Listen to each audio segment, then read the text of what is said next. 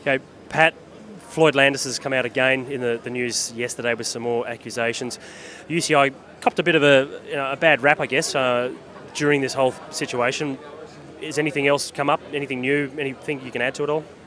Well, first of all, I don't accept the UCI copped a bad rap on it. I mean, we did what we had to do.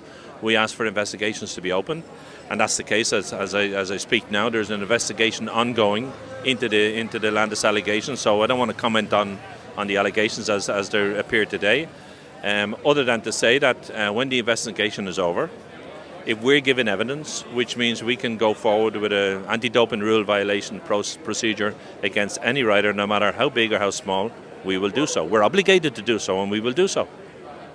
Well, look, on another matter, Tour de France, it's about to start. Here at the prologue, it's just started pouring rain, so it's going to make for some interesting racing. And you're a cycling fan. What do you think about that? I think it's going to be a great race. I think all the elements are there to make it a great race. I mean, okay, today the rain is going to probably spoil a little bit this if it stays wet.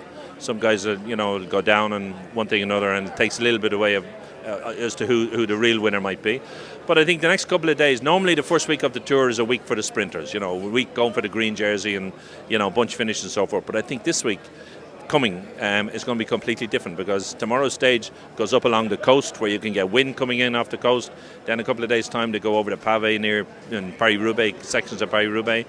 And I think all of that is going to give the riders who are ambitious to be up in the overall, I mean, people like Armstrong and that, what they'll want to do is try and put some time into Contador on those stages and arrive into the mountains, with a gap between them and Contador. And then we get to the mountains and Contador then will have to fight to get his time back. So all in all, it could be a very, very interesting race. I just hope that we don't have a situation where one or two of the favourites are completely out of it after the cobbled stages or the hard, these northern European stages, because you do need several favourites, still fighting it out going into the last week. Well, as the UCI president, are you allowed to have a favourite for yourself, a personal favourite you'd like to see win?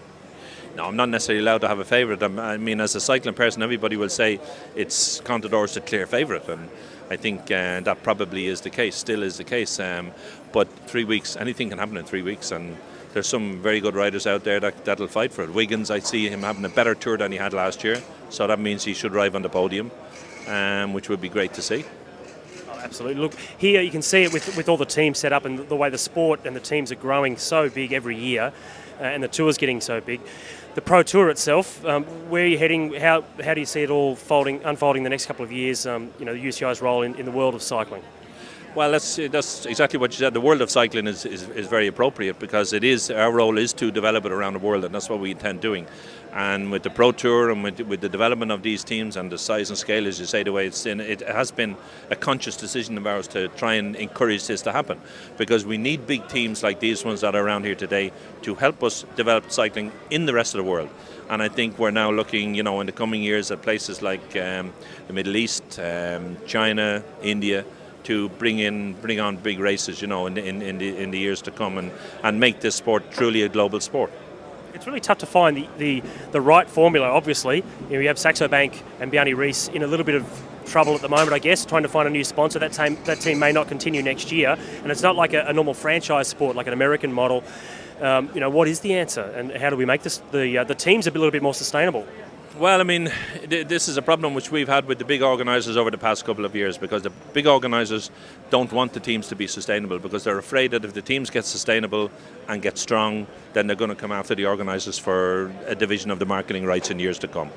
I think that's unfortunate. It's incorrect. I think what we do need is guarantees for teams that what races that if a sponsor comes in with a lot of money to sponsor a team, he should be able to know the following year what races that he can ride in certain races, and as well as that, it should be a case that the races in the first division should be for first division teams, second division teams, and likewise third, which is the case in most sports, and so that's what UCI is working towards, and we will continue going that direction. Well, we see it now, Radio Shack not getting invited to the Tour of Spain. A lot of money gone into that team. Yeah, no, it's a shame, and it just, it shouldn't be the case that an organizer, because he mightn't like the look of an individual or the face of an individual, he might have had an argument with him, can decide not to take the team into the race. I'm not saying that those were the reasons in this situation, but it should be regulated, and it should be down to regulations. Okay, the organisers, I can accept that they do need a little bit of leeway to invite teams from their own country to make to have the interest at home always, but by the same token, the large majority of the teams should be regulated as to what races they ride. Well, good, mate. I don't envy your job. It's a pretty tough one. Good luck with it all, and I hope you enjoy your time the rest of the tour. I will indeed, and hope you enjoy it too.